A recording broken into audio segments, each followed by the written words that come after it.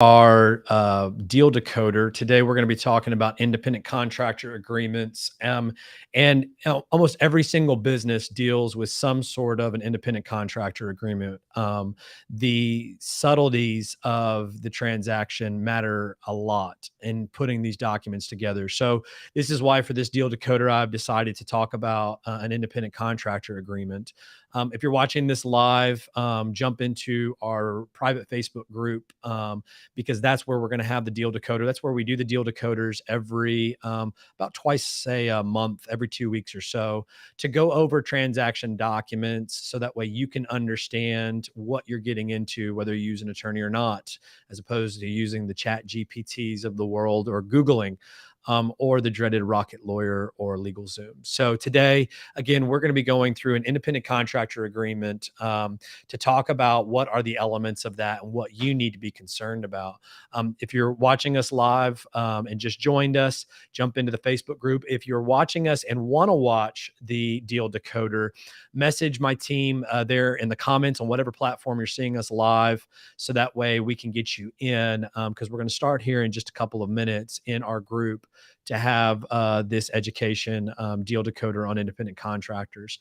I'm Matt Duke from the South Texas Business Lawyers, and we are a different kind of business lawyer here. We do a lot of complex work, multi-million dollar, million-dollar transactions, but we're also on a mission to educate, advise small business owners to make sure they can get the knowledge they need to be proactive in their legal needs, and we're here to help those.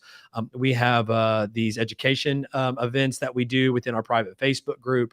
We have a membership plan where we can get you access to documents like this independent contractor agreement we're going to discuss today and other documents. And again, we just want to make sure that we are empowering small, medium-sized business owners so that they can be proactive.